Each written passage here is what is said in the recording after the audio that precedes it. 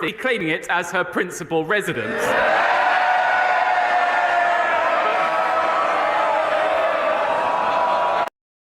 To begin with, it is a pleasure to have another exchange with the Right Honourable Lady in this House, our 5th in 12 months. Any more of these and she'll be claiming it as her principal residence.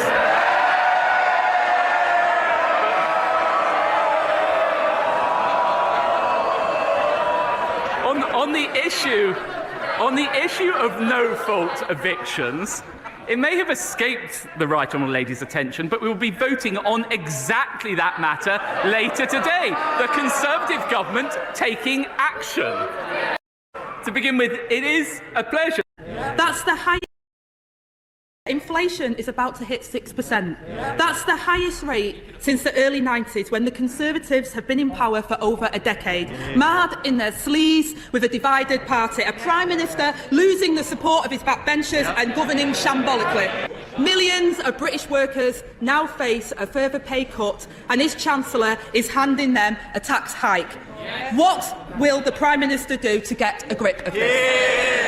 Mr. Speaker, I know that it's great to be here with the Right Honourable Lady, the Shadow Secretary of State, for the future of work. We know the future of the job that she has in mind. But I wish her well. But what we are focused on, Inflation is about to hit 6%. That's the highest rate since the early 90s, when the Conservatives have been in power for over a decade, marred in their sleaze with a divided party, a Prime Minister losing the support of his backbenchers and governing shambolically. Millions of British workers now face a further pay cut, and his Chancellor is handing them a tax hike. What will the Prime Minister do to get a grip of this? Mr. Speaker, I know that it's great to be here with the Right Honourable Lady, the Shadow Secretary of State, for the future of work. We know the future of the job that she has in mind. But I wish her well. But what we are focused on, Mr. Speaker, is delivering jobs for the British people. In October, the Prime Minister said that fears about inflation were unfounded. But working people across the country are starting the new year facing rising bills and ballooning prices.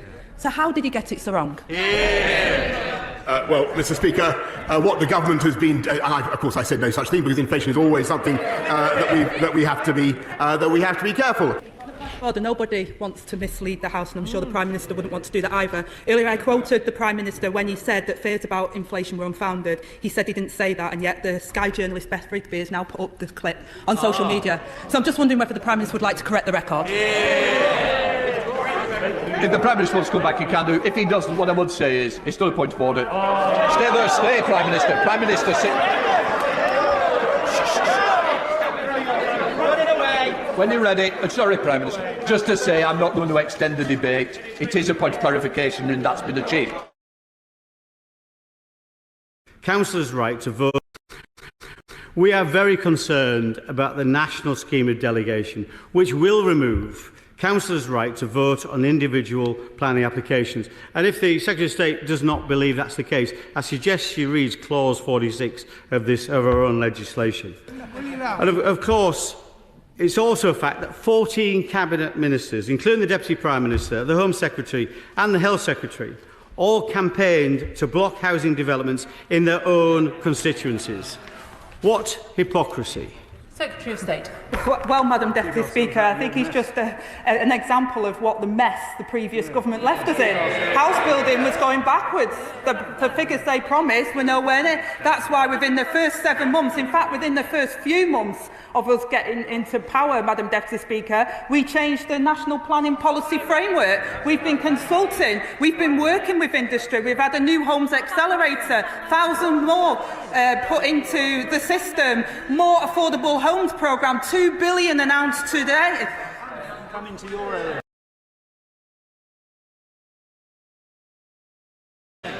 Thank you, Mr. Speaker. I associate myself with the Deputy Prime Minister's remarks about the tragic air crash in India and, of course, what she said about our dear colleagues Jo Cox and Sir David Amess. I also join her in calling for de-escalation between Israel and Iran, while noting everything possible must be done to stop Iran getting a nuclear weapon. Yesterday, the Leader of the Opposition and I met with survivors and family members of the rape gang scandal.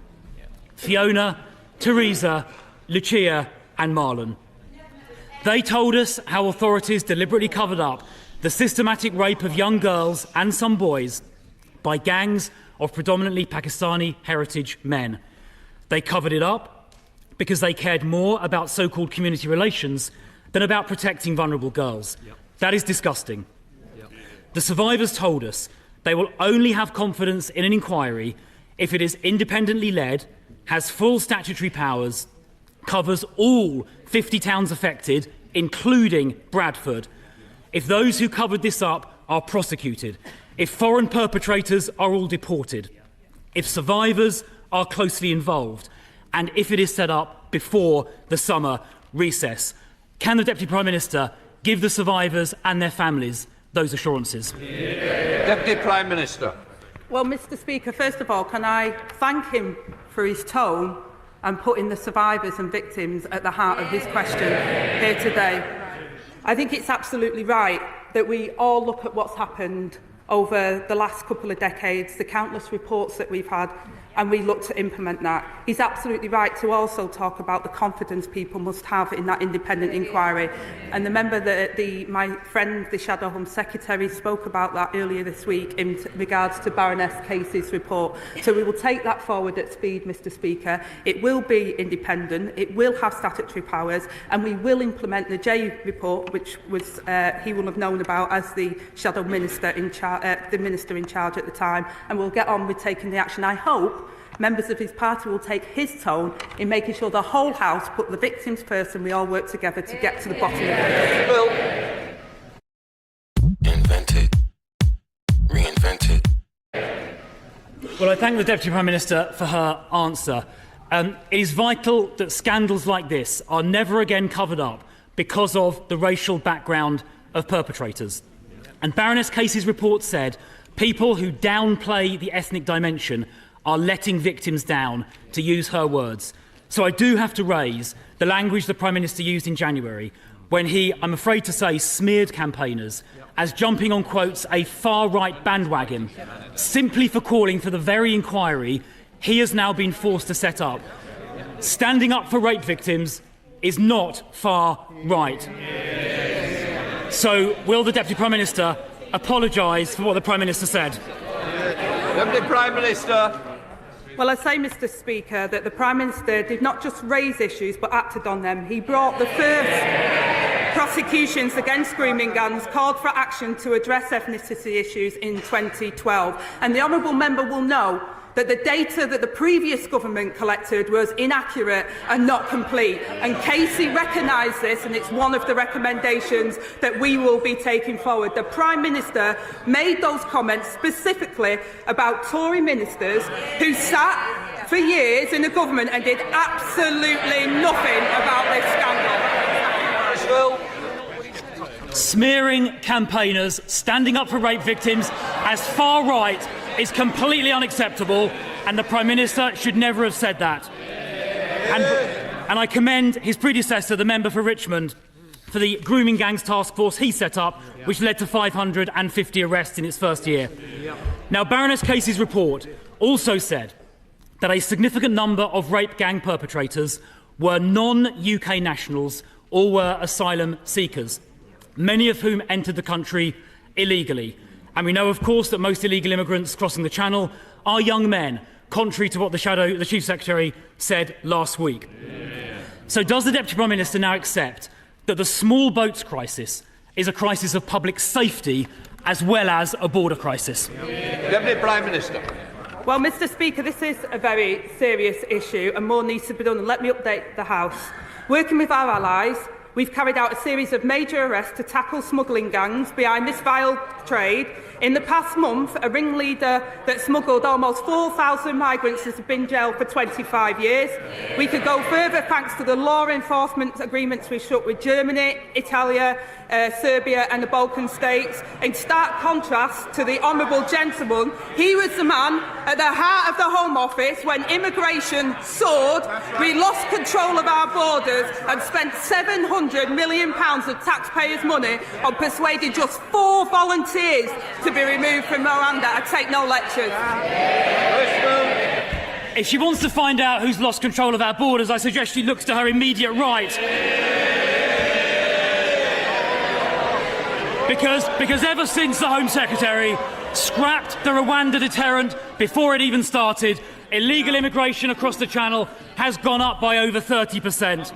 And so far this year, 2025 has been the worst year in history for illegal immigrants crossing the Channel. That is on her watch. That is down to her government. The Prime Minister is now planning crisis talks with President Macron, finally admitting, in his own words, that the situation is deteriorating. The government's laughable plan to smash the gangs lies in tatters. So will she now at last accept we need a removals deterrent so every single illegal immigrant arriving on these shores is immediately removed? Will she commit to that, yes or no? Prime Minister. Well, Mr. Speaker, if they want to argue that 40,000 arrivals since July 24 are down to the scrapping of the Rwanda scheme, they need to explain why there were more than 43,000 arrivals in the same period starting in July 22 when the Rwanda agreement was in place. It's absolute rubbish, Mr. Speaker. They lost control of our borders. We're getting control of our borders. He needs to apologise.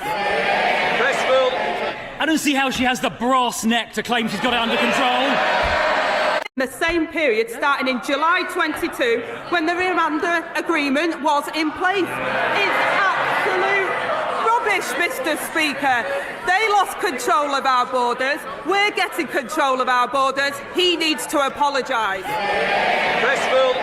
I don't see how she has the brass neck to claim she's got it under control. When the numbers crossing the Channel this year are the highest in history. She asked about the Rwanda deterrent. I'll repeat, she obviously wasn't listening to what I said earlier. The Rwanda scheme never started. And indeed illegal immigrants in Calais said they were... Order! Order! Just do it. The scheme never started. And indeed illegal immigrants in Calais said they were... Order! Order! Just do it. I want to hear the question, and I'm sure our constituents want to hear the question and the answer. Chris. Thank you, Mr. Speaker. The Rwanda scheme never started. Illegal immigrants in Calais were saying before the election how much they wanted the Prime Minister to get elected because he would help them get here. When Australia started a similar scheme about 10 years ago, it worked within a few months.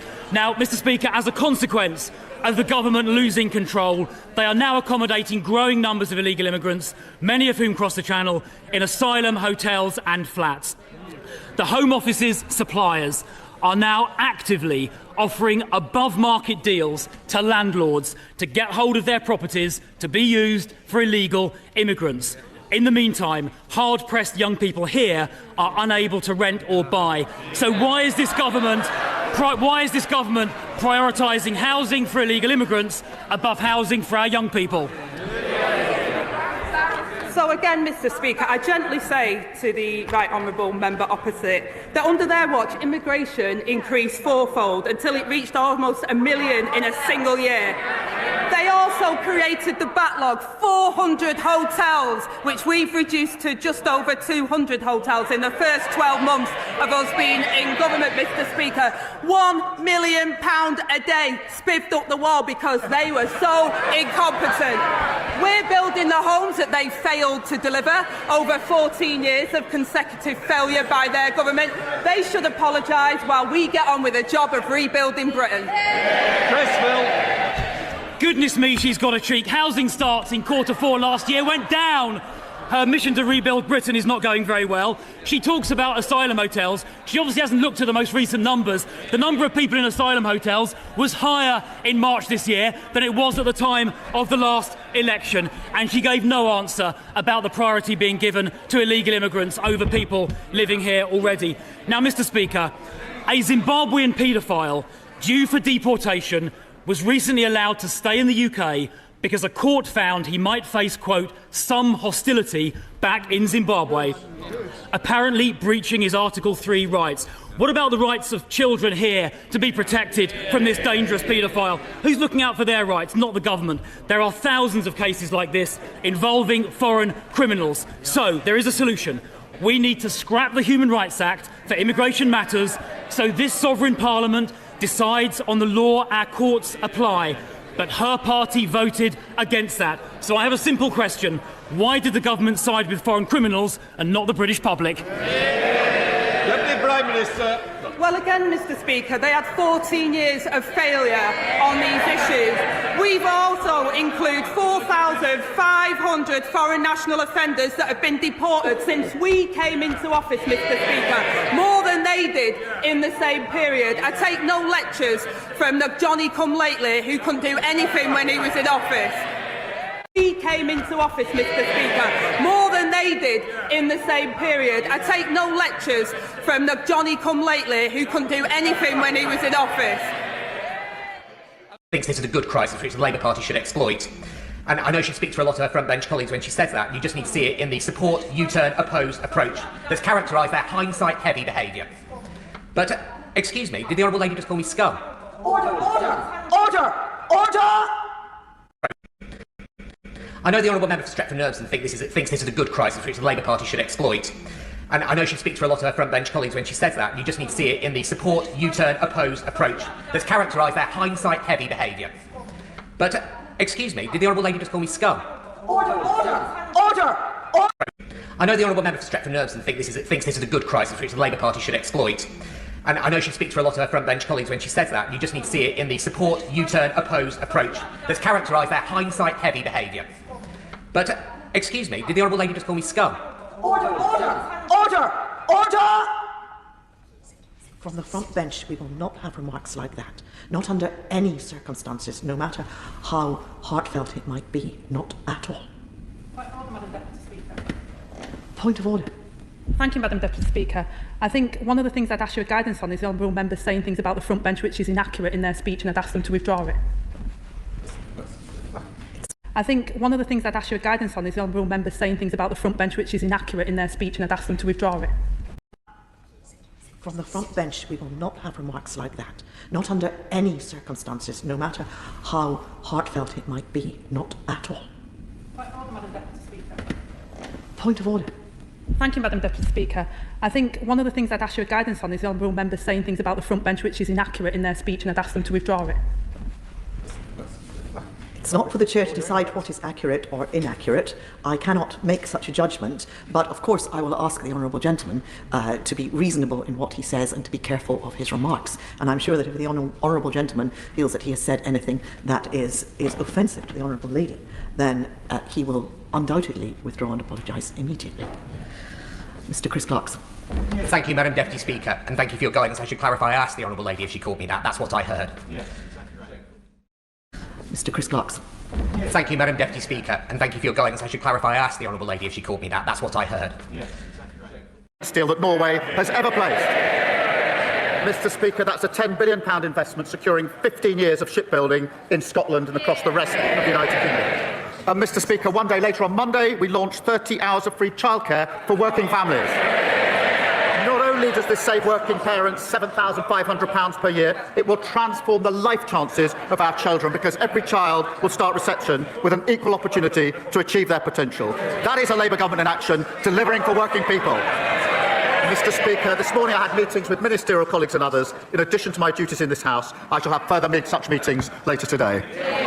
Thank you, Mr. Speaker. Economically deprived high streets, poorer high streets, are flooded with gambling shops. The aim to permit legislation prevents councils from saying no. My summer campaign on gambling reform has received loads of support, including Gordon Brown, who says if we tax the gambling industry, we'll get £3 billion for our economy. Will the Prime Minister join campaigners and help me to end aim to permit so constituents like yours and mine can thrive? Prime Minister. Well, can I thank her for her question? It is important that local authorities are given additional tools and powers to ensure vibrant high streets. We are looking, Mr. Speaker, at introducing cumulative impact assessments. These are like those already in place for alcohol licensing.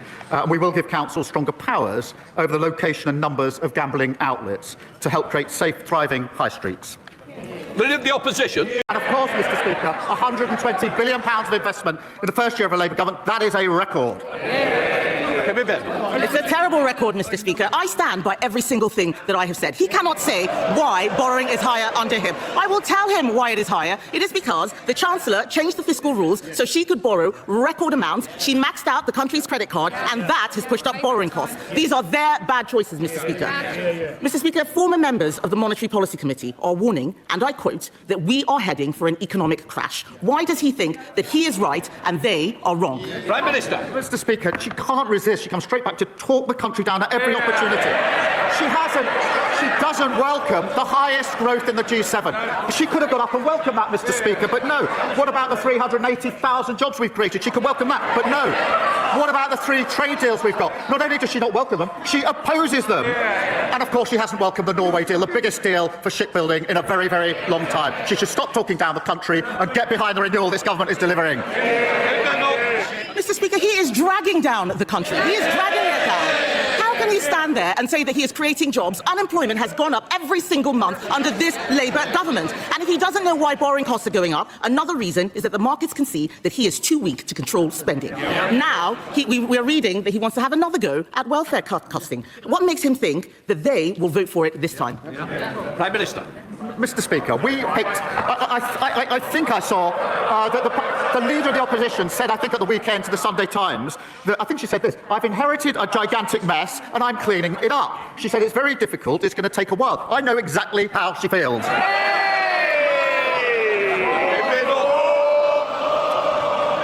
Mr. Speaker, we're not the ones referring ourselves. Difficult, it's going to take a while. I know exactly how she feels. What makes him think that they will vote for it this time? Prime Minister. Mr. Speaker, we picked. I think I saw that the Leader of the Opposition said, I think at the weekend to the Sunday Times, that I think she said this: I've inherited a gigantic mess and I'm cleaning it up. She said it's very difficult, it's going to take a while. I know exactly how she feels.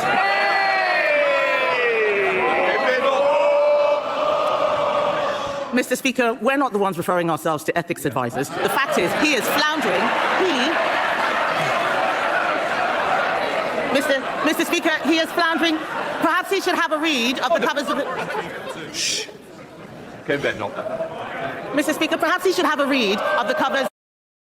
Scrolling for hours to find product in... No. Mr. Speaker, he is floundering. Perhaps he should have a read of the covers of the... Shh. No. Mr. Speaker, perhaps he should have a read of the covers... Order. We don't want to start the session with somebody leaving, do we? If somebody wants to volunteer, please do so. If not, I will choose one. They can do the fake chairs as much as they like. The whole country knows what a mess of the economy they are making. Mr. Speaker, it is clear the taxes are going up for everyone, except perhaps the Deputy Prime Minister. I warned before the summer that we would face weeks of speculation about which taxes would be going up.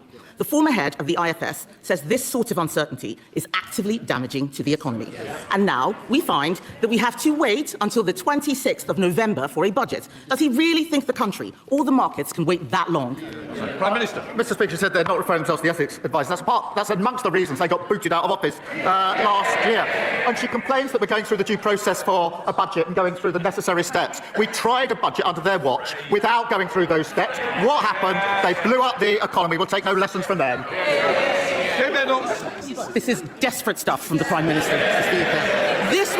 This week, he had another reset. This morning, The Prime Minister scrapped his 5 missions, and after scrapping his 3 foundations, scrapping his 6 first steps for change, and his 7 pillars for growth, the truth is this man has got no clue, 0 clue. But this is serious, Mr. Speaker. The Prime Minister's incompetence is hurting real people. They're losing their jobs. The cost of everything is going up, from energy bills to the weekly shop. This is a crisis made in Downing Street. Isn't the truth that he is too weak to change course and too arrogant to admit he got things wrong?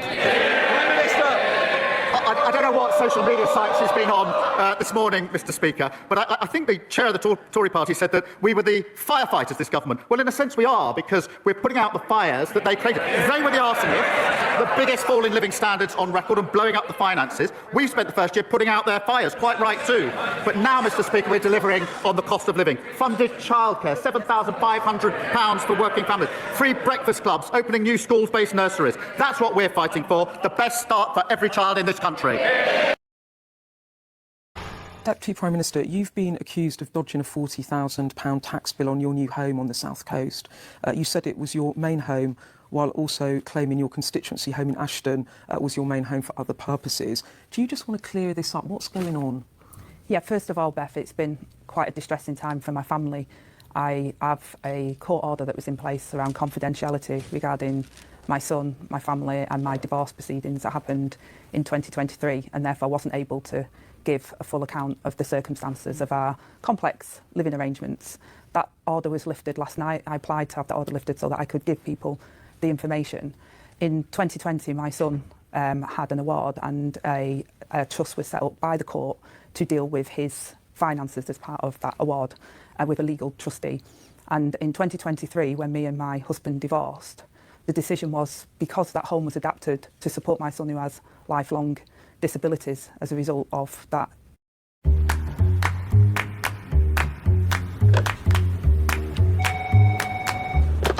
Yes, good morning. Very well. And you, sir? How can I help you today? Oh, I agree. Qatar has amazing restaurants by the sea. And the shrimp. Mwah. Yes, the match is on at 7 p.m. That's right. Hold on. Yes, like little cakes. They're called canvarouche. Long disabilities as a result of that injury that occurred to him. That trust was set up, and they decided that they would take on the property so that me and my husband could have a nesting arrangement where we could provide for my child in our family home, which is our family home and remains our family home. So when I'm looking after the children, I go back to the family home, and then when my ex-husband is looking after the children, he does, and it was done primarily to support my son with his additional needs and to provide stability for them during the divorce. And that was the arrangement that we put in place. I then went to purchase, took my life savings basically out of the property, the 25% that I still owned within the property, took that money out so that I could purchase with a mortgage the place in Hove. And I took, advice on that, and I relied on that legal advice that I received that said that I was liable to pay the standard stamp duty. Subsequently to that, with all of the media reports that have been coming out, I took expert counsel advice on all of my affairs to ensure that everything was done proper. And that expert counsel said that the advice that I received was inaccurate because of the trust. I don't own the property, that is true. I only own one property that is mortgaged, like most people. But because of the nature of the trust that was set up by the court, that I would be liable to pay the additional stamp duty. As soon as I knew that that was the case, I have alerted and referred myself to the independent advisor on the ministerial code to ensure that they can look transparently at what's happened, and also contacted HMRC to say that there is additional tax owing on this and that I'm prepared to pay that and fully comply with the HMRC as well. OK, so Deputy Prime Minister, so what's happened is you thought you were not liable, or you thought you did not have a financial interest in Ashton because you put it into trust for your son, who is presumably under 18. Yes, correct. And then you have taken your equity out, you've bought a home in Hove, you thought that was your main home, you paid standard stamp duty on, and now you've been informed by an expert counsel that actually that is classified for tax purposes as your second home, and you are liable for additional stamp duty. Well, when I purchased it, I relied on the advice that I received from lawyers. Yes. Therefore, it's obviously not my main residence. Yes. And therefore, I pay the additional premium because it isn't my main residence, even though I only own one property. There are very different rules to council tax as they are to the rules around stamp duty. But I took and relied on that advice, and that advice was wrong, and now that you advice are. was wrong. So the accusations that you didn't pay enough stamp duty on Hove, they're actually accurate. You didn't. They are accurate, but their that advice was wrong, and now that you advice are. was wrong. So the accusations that you didn't pay enough stamp duty on Hove, they're actually accurate. You didn't. They are accurate, but they're accurate. That advice was wrong, and now that you advice are. was wrong. So the accusations that you didn't pay enough stamp duty on Hove, they're actually accurate. You didn't. They are accurate, but they're accurate in a different sense. I think the accusations were that I'd set up a trust or I'd flipped it to try and avoid paying it, but actually the complex area of the trust, which the advice that I relied upon didn't pick that up. The leading tax counsel, who has subsequently looked at it, has gone into that and has said that actually because of that, it did remain my sole property. And the trust wasn't set up, as accusations have been made, for me to try and flip or dodge tax or anything of that nature. So you weren't trying to dodge tax? No, the trust was set up by a court to provide for my son after an injury. In your statement here, and it's a very long, detailed statement, and it is extremely complicated, you say, I deeply regret the error has been made. I'm committed to resolving the matter, and I have referred myself to the independent advisor on ministerial standards. Just two more follow-up for that. Did you consider resigning over this? I've been in shock, really, because I thought I'd done everything proper and I'd relied on the advice that I received. And I'm devastated because I've always upheld the rules and always have done and always felt proud to do that. I feel, that it is devastating for me. And the fact that the reason why those confidentiality clauses are in place was to protect my son, who, through no fault of his own, he's vulnerable, he's got this life-changing, lifelong conditions.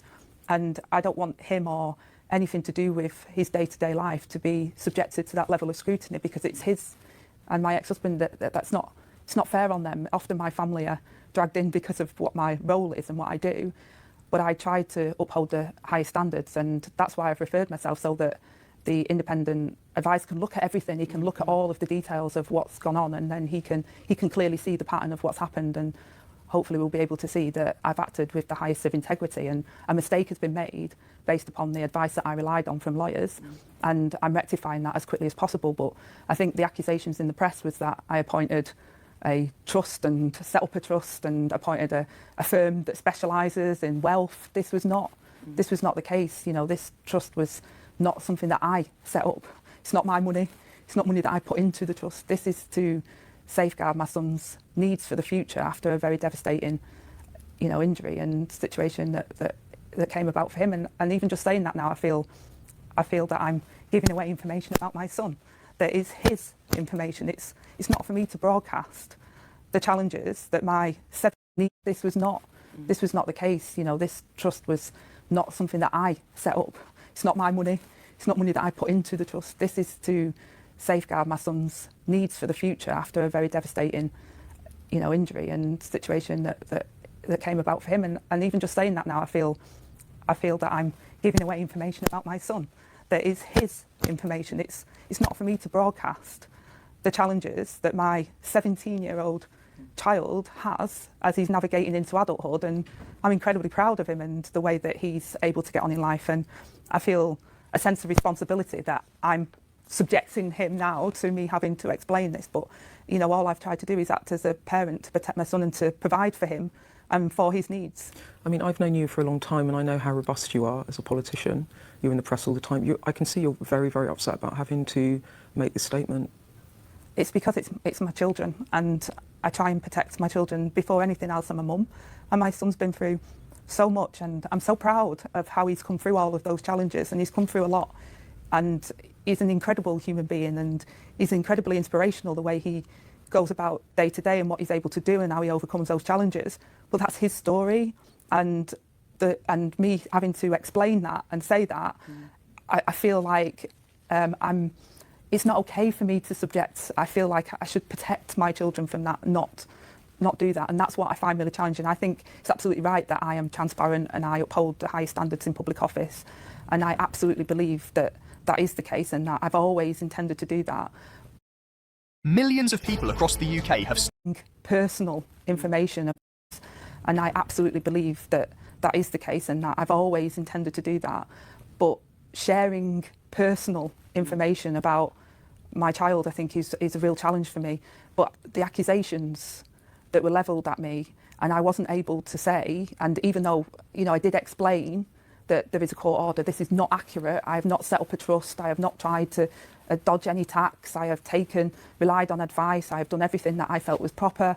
And that, the accusations that were levelled in the press was incredibly wild. I've got three homes, Raynor. I haven't got 3 homes. I have a family home that I don't own, that is to primarily give my children what they need to support them after me and my ex-husband divorced, that I don't own, that is to primarily 3 homes, Raynor. I haven't got 3 homes.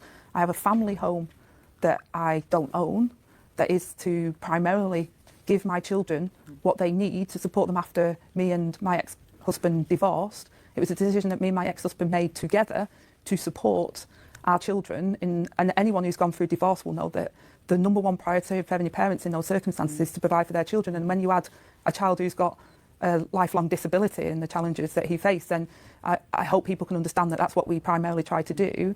And I've always tried to act in the highest of standards, and I'm devastated that I found out that the mistake was made, but it was made, relied upon from the advice that I received from the lawyers, and it was a mistake, and a leading counsel has looked at that and said that, but it is a complex area. You talked about how hard it was to disclose this. Was there a moment as a mum, not as Angela Raynor, the Deputy Prime Minister, where you thought, I'd rather just quit this than have to actually explain about my son who I'm trying to protect? Did you think about just packing it in rather than having to do this now? I spoke to my family about it. I spoke to my ex-husband, who has been an incredibly supportive person, and because he knows that all I've done is try and support my family and help them. And the pictures that were some pictures of my children were put up again in the media in the week that I was trying to spend some time with them, and that was incredibly distressing for my son, that those pictures were put up in the press. And I said, please don't put the face of my children. And it's really distressing for them because they don't want to be in the public eye. It's distressing that they read stuff about me all the time anyway, but that they've got used to that. But the fact that they were subjected to that, and that the fact that I knew now that all of this information, they're really upset that the public perception based upon what has been put in the press is that somehow their mother was trying to do something dishonest, or was trying to tax dodge, or was being hypocritical, and that was really distressing for our children. So I spoke to my ex-husband and the children about it, and whilst it's really upsetting for me to have to give more information about my family, they felt that actually it's more distressing for them for an inaccurate, You agreed it with them? Yeah, so they thought it was more It's distressing. Mark, your ex-husband? Yeah, I spoke so to you Mark. spoke to Mark, and as parents, Yes, you we decided that you would that it disclose was- this rather than stand down. Well, and rather than the public think that the perception based upon the media reports that in somehow I acted to try and avoid, to try and deceive, to act in a hypocritical way, we felt that under the circumstances that having that reputation for me as their mother was more damaging than us correcting the record on what we were trying to do, and that was be good parents to our children. Okay, so you did think about, should I pack it in for the sake of the family, but your family are backing you to come out today and explain this. The number one priority for me and my ex-husband has always been to support our children and do the best thing for our children. Can I ask you what the Prime Minister has said? You presumably have spoken to Keir Starmer about this. Do you have his full backing? Well, Keir knows the circumstances, and he obviously knows about the challenges that my son has faced and the background to all of that. And Keir understands the circumstances, and my understanding of the process is that the independent advisor will go through all of these facts now and will give them to the Prime Minister. Right, so you've referred yourself. You think you'll be cleared, presumably? Well, I'm not saying prejudging that, but Okay. all I can say, and you've got the statement, is, I relied on advice from the lawyers. I haven't set up a trust to tax dodge or anything of that nature, or any of these accusations that were made against me, and I can clearly demonstrate the circumstances of our family arrangements. And I've read the statement, and I think any parent, especially parents watching this that have children with special needs, that obviously you want to protect your son and you want to make sure he has financial stability when he is an adult. I don't think any parents would.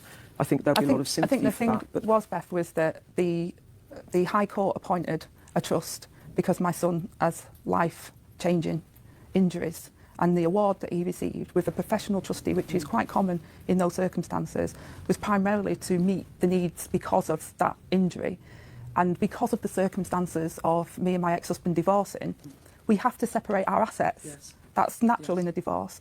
What me and my husband and the children didn't want to do was disrupt the house, because that's their home, and it is what provides for their needs. So therefore, this was, the trust own the property for the children and for my son to meet his needs, and that was the focus of that. And when this goes out, and when this statement goes out, because it's going to go out shortly, there will be a lot of noise around this. There's been so much noise around this already.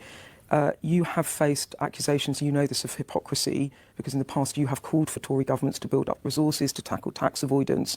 You said it was damaging our country in 2017. You said the public are furious with those who get away with tax avoidance while they pay.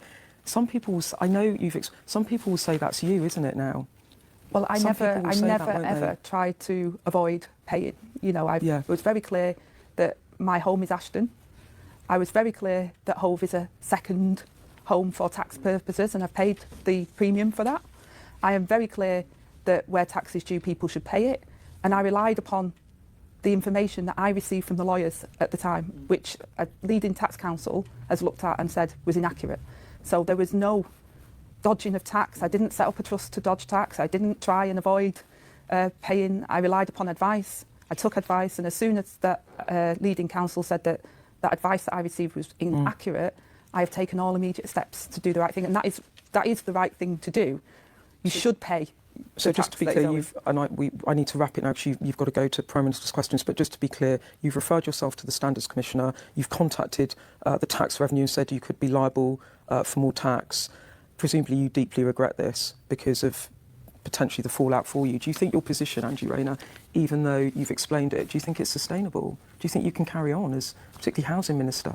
Well, I made a mistake based upon the advice that I relied upon, that I received at the time, and a leading expert has now said that advice was wrong. And I think, we need to see if you rely on advice given to you by lawyers and you follow that process, and then you find out that that process is wrong and that advice was wrong, I'm rectifying it at the earliest opportunity. People make mistakes, but I conducted myself, lawyers, and you follow that process, and then you find out that that process is wrong and that advice was wrong, I'm rectifying it at the earliest opportunity. People make mistakes, but I conducted myself in trying to do the right thing, and I hope that people can see that. Okay. Just final thing. Do you think your position is sustainable? Do you think you can carry on in the post with this around you now? Do you think it's really damaged your brand as a, you know, you're a hard grafting working class woman, you've worked your way up to the second most powerful office in the land, and now this could be construed as someone who has tried to dodge tax. Are you worried about the damage for you? Well, I'm hoping people can, now I can set the record straight, and I've given those personal information, that people can see what's happened and can see that I wasn't trying to dodge tax or any of the accusations that were pushed onto me, that I relied on advice from lawyers. That advice from lawyers was inaccurate, and as soon as I was made aware of that from the leading tax expert who we asked to look at this, I'm now taking all of the steps that anyone in those circumstances who rely on advice and that advice is wrong, I'm taking the steps to correct that. So hopefully people can see that there isn't any intention to deceive, to avoid, to be hypocritical in the way in which I've conducted myself. Okay, so legally you're referring yourself, but does it pass the sniff test? I guess that's the question. Well, that would be for the advisor to look at all of the information that I've supplied to him. All right, Deputy Prime Minister Angela Raynor, thank you so much for talking to us. I can see it's not easy talking about your kids. So thank you for setting the record straight and the detailed statement. Thank you very much. Thank you.